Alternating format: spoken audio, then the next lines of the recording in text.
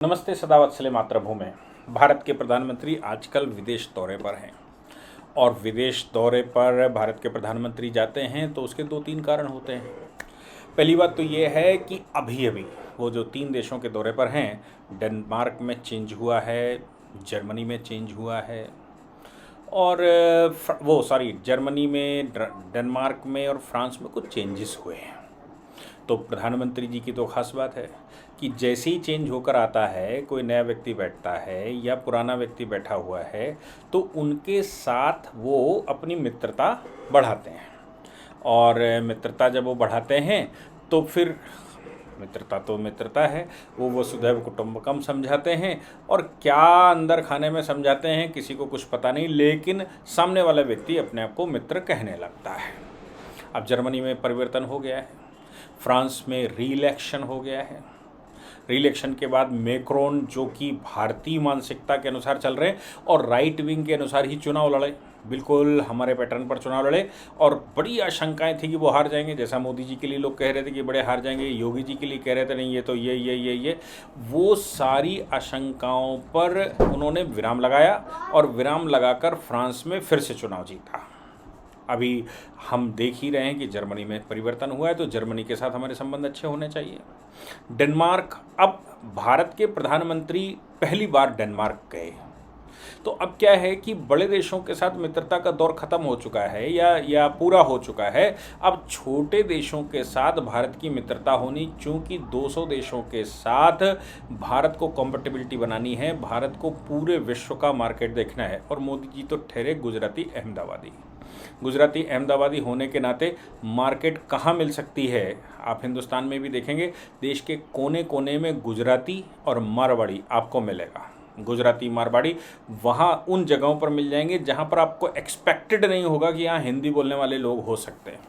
जैसे north east के निकोबार में भी आपको मारवाड़ी मिल जाएंगे, गुजराती मिल जाएंगे। आप तमिलनाडु, केरला में चले जाइए, वहाँ भी मारवाड़ी गुजराती मिल जाएंगे। ये व्यापारिक मॉडल है, ये कहीं भी पहुँच जाते हैं व्यापार करते करते। मोदी जी भी एक छोटा स्थान जहाँ पर लोग ध्यान नहीं देते, उन चीज़ों पर ध्यान देना भारत की विदेश नीति का पार्ट है। इसलिए मोदी जी डेनमार्क गए और 3 देशों की यात्रा पर हैं और वहाँ से मोदी जी की खास बात यह है कि भारत में अगर प्रॉब्लम्स ज़्यादा बढ़ गई हों तो भारत की प्रॉब्लम्स को एड्रेस दूसरे देशों से, विदेशों से करते हैं, चूँकि विश्व मीडिया वहाँ आकर्षित होती। और ये जो ह्यूमन राइट वाले, यहाँ से बहुत कुछ रिपोर्टिंग करने वाले, विश्व के अखबारों में उल्टा सीधा छापने वाले, इन लोगों का ध्यान आकर्षण होता है जब कोई विश्व लीडर किसी विश्व के दूसरे एक देश में जाकर अपने डायस्पोरा को संबोधित करता है। और ये परंपरा भारत के प्रधानमंत्री ने डाली। कारण भी है कि पूरे विश्व में भारत का डायस्पोरा सबसे बड़ा है। लगभग 20 करोड़ लोग भारतीय विदेशों में रहते हैं। आज उन्होंने डेनमार्क में कहा भी अपने भाषण के दौरान, प्रधानमंत्री डेनमार्क के सामने थीं और उन्होंने कहा कि किसी भी छोटे देश से ज़्यादा आबादी भारतीय डायस्पोरा के विश्व में है। ये वो संकेत दे रहे थे यूरोप को, क्योंकि 20 करोड़, आप सोच सकते हैं कि अमेरिका में 30 करोड़ लोग हैं, 20 करोड़ भारतीय डायस्पोरा 200 देशों में शामिल है, जिसमें सबसे बड़ा हिस्सा इस समय अमेरिका का है, सऊदी अरेबिया का है, यूएई का है और उसके अलावा यूरोप में भारतीय डायस्पोरा है। इसलिए मोदी जी वहाँ पर जाते हैं, भारतीय डायस्पोरा से ज़रूर बात करते हैं, 1-2 कार्यक्रम करते हैं, भारतीय डायस्पोरा वहाँ क्या कर रहा है इसके विषय में जानकारी लेते हैं और फिर उनसे मदद मांगते हैं। चूँकि यहाँ से गया है तो एक समय पर तो भारत में लचर पचर स्थितियों की वजह से भारत छोड़ कर लोग जाते रहे और विश्व में अपनी एक्सपर्टाइज का उनको अवसर नहीं मिलता था, इसलिए विश्व में अवसर लेने जाते थे, भारत में अवसर नहीं मिलता था, तो उन अवसरों में वो वहाँ इस्टेब्लिश हो गए। अब ये जो इस्टेब्लिश्ड लोग हैं, इनसे क्या लाभ ले सकते हैं, ये भारत के लिए क्या कर सकते हैं? क्योंकि एक बात तो बिल्कुल क्लियर है कि कोई भी व्यक्ति अपना घर छोड़कर जाता है, अपनी ज़मीन छोड़कर जाता है, माँ बाप की पैतृक भूमि, जन्मभूमि छोड़कर जाता है, वहाँ से उसका लगाव स्वाभाविक है। आपने देखा होगा कि कल योगी जी उत्तराखंड में थे और उस स्कूल में गए जिस स्कूल में वो 9वीं क्लास तक पढ़े और उनके आंसू छलक आए। जबकि वो योगी जी हैं और वो परिवार छोड़ चुके हैं, उन्होंने संन्यास धारण कर लिया, फिर भी अपनी मातृभूमि पर जब वो पहुँचे, 9वीं क्लास तक पढ़ने का मतलब है 15-16 साल की आयु तक वहाँ पढ़े होंगे, और वो ज़मीन को देखकर गुरुजनों की याद करते हुए, उनमें से कई गुरुजन चले गए, उनको याद करते हुए वो रो पड़े। इसलिए कोई भी व्यक्ति देश में कहीं भी रहे, शहर छोड़कर दूसरे शहर में भी रहता है, तो भी उसको अपनी मातृभूमि ज़रूर याद आती है। मैं पूरे देश में कहीं पर भी रहूं, लेकिन मुझे अपना पांचाल याद आता है, और पांचाल का जब भी विषय मिलता है, यानी कि जब भी अवसर मिलता है, चाहे न्यूज़ चैनल पर बैठा हूँ, चाहे किसी इंटरव्यू किसी को दे रहा हूँ, या किसी फोरम पर बोल रहा हूँ, कोई भाषण दे रहा हूँ, यहाँ तक कि ये लेक्चर सीरीज़ में भी मुझे पांचाल यानी कि आज का फर्रुखाबाद याद आता रहता है। और अक्सर मैं वार्ता करता हूँ, बहुत सारे लोग लिखते भी हैं कि आप ये फर्रुखाबाद का ट्यूनिंग मत दिया करिए जब आप कोई बात कह रहे होते हैं। लेकिन भैया, मेरे दिल में जो पांचाल है उसको निकाल कर कहाँ फेंक दूँ? जिस जगह पर मैं 12वीं क्लास तक पढ़ा, उस जगह को कहाँ फेंक दूँ? वो स्वाभाविक आकर्षण का केंद्र बनता है। दुनिया के किसी कोने में अपन रहें और दुनिया का कोई भी काम अपन करते रहें। बिल्कुल वैसे ही दुनिया के किसी भी कोने पर भारतीय डायस्पोरा रहता है, तो ये निश्चित है कि उसकी एक धड़कन भारत के लिए ज़रूर धड़कती होगी। अब मोदी जी वो धड़कन को किसी न किसी प्रकार से भारत से जोड़ना चाहते हैं। पहले तो भारत की ग्लोरी, भारत को जैसे दर्शाया गया कि भारत बड़ा बेकार कंट्री है, भारत में लोगों ने कहा कि कपड़े पहनना तो मुसलमान कहते हैं, हमने सिखाया, तुम लोग तो धोती वोती लपेट कर रहा करते थे। उन्होंने कहा कि तुम्हें शौच करना हमने सिखाया, तुम लोग तो खेतों में जाया करते थे। ऐसी बहुत सारी बातें करने वाले लोग भारत को डेमोलाइज करते हैं। बिल्कुल वो जो पाकिस्तान में पढ़ाया जाता है उनकी किताबों में कि भारत में मुसलमानों के आने से पहले प्ला प्ला प्ला प्ला प्ला, वो नहीं पढ़ाते। आर्यभट्ट क्या कर रहे थे वो नहीं पढ़ाते, कि चाणक्य ने क्या किया वो नहीं पढ़ाते, कि अशोक कैसा था वो नहीं पढ़ाते, कि चंद्रगुप्त कैसा था वो नहीं पढ़ाते, कि गुप्त वंश का साम्राज्य हूणों को हराने वाले कैसे लोग थे वो नहीं पढ़ाते, कि भारत स्वर्ण नगरी था। भारत का जो स्वर्णिम इतिहास है, भारत का जो वैभवशाली इतिहास है, वो विश्व के किसी भी कंट्री से सैकड़ों गुना ज़्यादा स्ट्रांग है।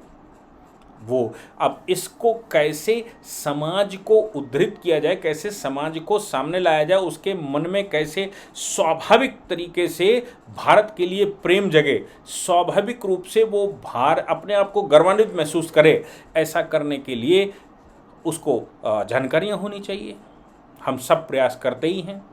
ऐसा ही प्रयास मोदी जी विश्व में भारतीय डायस्पोरा के सामने करते हैं और प्राचीन भारत की परंपराओं के विषय में पूरे विश्व को बता रहे हैं। भारत के लोगों के स्वभाव के विषय में पूरे विश्व में बता रहे हैं। इसके अतिरिक्त भारत क्या कर रहा है ग्लोबली, जैसे उन्होंने कहा कि हमारे यहाँ जो स्टार्टअप हैं वो स्टार्टअप किस स्पीड से भारत में बढ़ रहे हैं, और उन स्टार्टअपों के मामले में उन्होंने कई एक बातें संसार को बताई कि कैसे विश्व में हम यूनिकॉर्न बना रहे हैं। यूनिकॉर्न का मतलब होता है कि जो $1 बिलियन की कंपनी हो। अब भारत में पहले $1 बिलियन की कंपनियों को वो बता रहे थे कि 1 महीने में होती थी, फिर 15 दिन में एक होती थी, 1 हफ्ते में एक होती थी, और अभी तो जो 3 महीने 2002 के गए हैं तो कुछ दिनों में ही $1 बिलियन की कंपनी तैयार हो। जो $1 बिलियन की कंपनी एक तैयार होती है, मतलब अगर 3 दिन में एक तैयार होती तो साल में 100 $1 बिलियन की कंपनियां तैयार होती हैं। तो आप सोच सकते हैं कि भारत की स्पीड, किस स्पीड से भारत बढ़ रहा है, ये वो बताने की कोशिश कर रहे थे विश्व को। दूसरा वो ये बताने की कोशिश कर रहे थे, वसुधैव कुटुंबकम का मेरा नारा है। भारतवासी संसार के किसी कोने में भी जाते हैं वो हिंसा नहीं करते, उस देश का सहयोग ही करते हैं, उस देश के साथ अपने आप को ढाल लेते हैं और उस देश में किसी प्रकार का बैलेंस नहीं करते, उस देश की इकोनॉमी में सहयोग करते हैं, उस देश के कल्चर में सहयोग करते हैं और अपने कल्चर से लोगों को प्रभावित भी करते हैं। मैं बात उन लोगों की नहीं कर रहा हूं जो कि खाड़ी के कॉन्सेप्ट को मानते हों और बताते हों कि नहीं ये पूरी दुनिया तो हमारे उसने बनाई है और एक किताब ऊपर से आई जिस किताब से ये सब चलता है और तुम तो सब बेवकूफ़ हो, बाकी सब काफिर हो। मैं उनकी बात नहीं कर रहा हूँ, लेकिन मैं बाकियों की बात कर रहा हूँ जो मोदी जी ने कहने का प्रयास किया कि विश्व में किस प्रकार से भारत की स्थिति है और थी।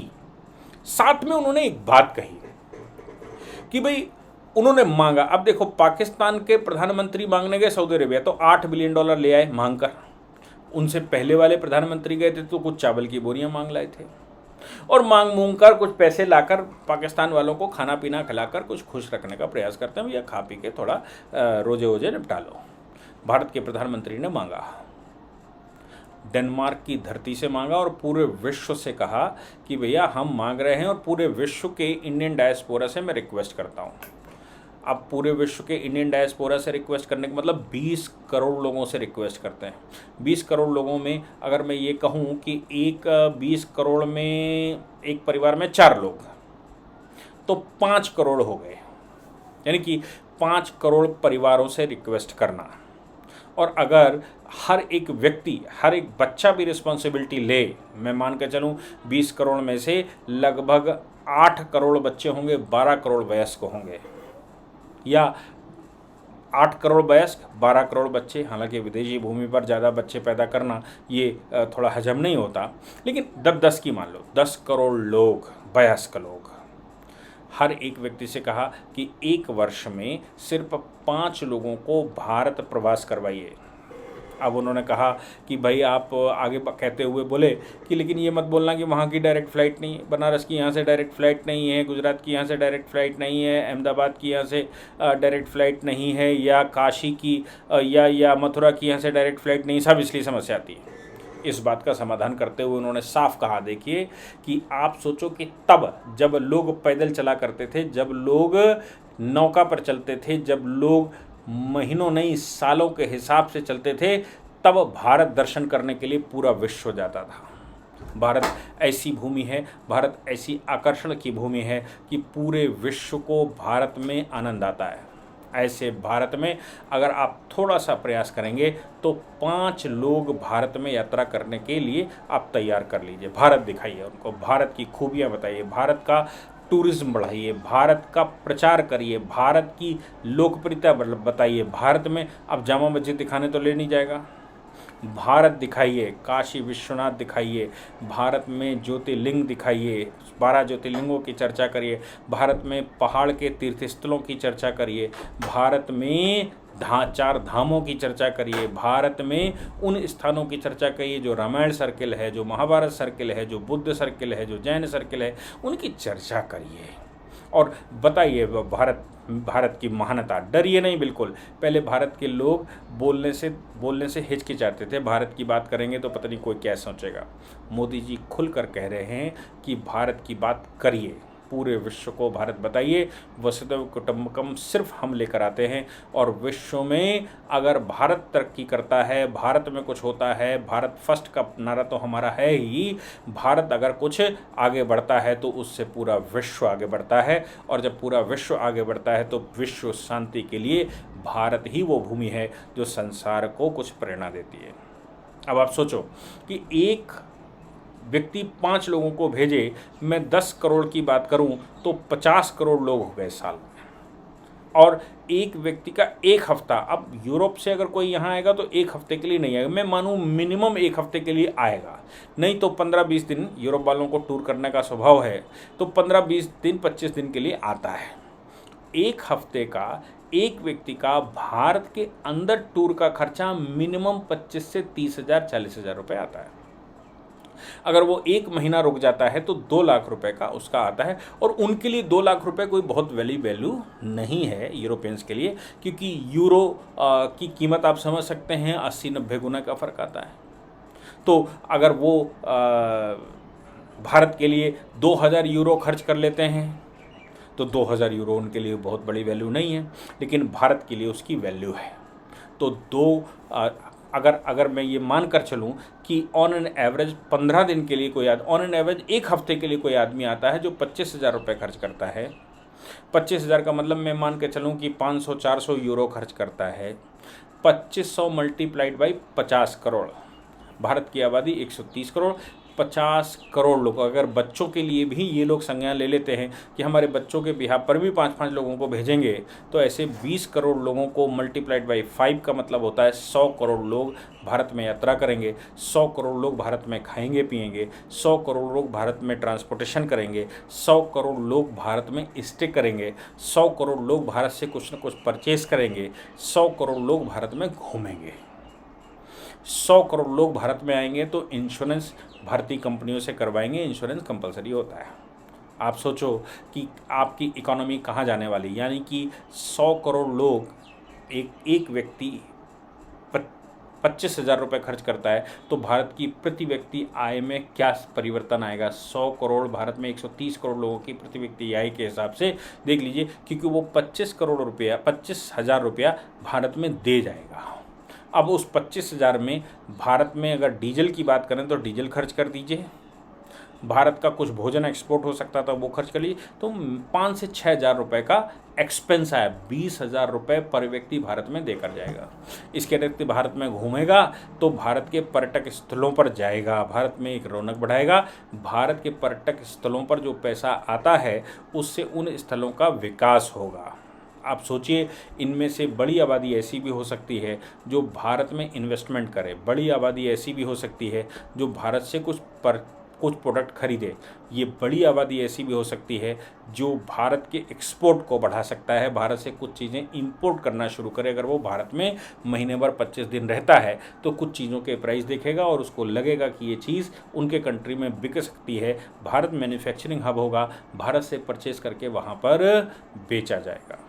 मोदी ने जिस हिसाब से सोचा, मोदी जी कुछ कहने नहीं, उन्होंने कहा कि आप मुझे दीजिए, मैं आपसे मांगने आया हूं और आपके बीच में मांगने से मुझे क्या परहेज, क्योंकि तुम सब भारतीय हो, तुम्हारे सबके हृदय में भारतीय धड़कन बजती है, इसलिए मुझे तुमसे मांगने में कोई समस्या नहीं। और कितनी चालाकी के साथ डेनमार्क के प्रधानमंत्री को भी खुश किया, भारत की ग्लोरी भी बताई, भारत की आत्मनिर्भरता भी बताई, भारत की प्रोग्रेस रिपोर्ट भी बताई, भारत में स्टार्टअप्स की संख्या भी बताई और भारत में टूरिज्म डेवलपमेंट के लिए लोगों को इनवाइट करना, इन्वेस्टमेंट के लिए भारत में इनवाइट करना और भारत से एक्सपोर्ट के लिए, भारत का एक्सपोर्ट बढ़े उसके लिए प्रयास करना। जो गवर्नमेंट टू गवर्नमेंट बात हुई होगी वो तो हुई होगी, लेकिन 20 करोड़ एम्बेसडर्स को तैयार किया जिसमें 100 करोड़ वयस्क होंगे, ये सब भारत के लिए एम्बेसडर बनेंगे और फ्री में भारत सरकार का प्रचार करेंगे।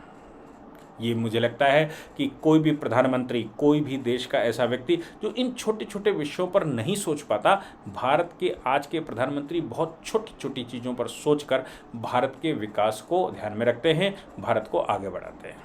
मुझे लगा कि भारत किस प्रकार से ग्लोबल स्थिति में आ चुका है और प्रधानमंत्री जी किस प्रकार से भारत को उस ऊंचाई पर ले जा रहे हैं विश्व में, जो आवश्यकताएं हैं, जिस मोड में आवश्यकताएं, वो सब पूरा कर रहे हैं। इसलिए आप सभी को इसकी शुभकामनाएं और जय हिंद, जय भारत, वंदे मातरम।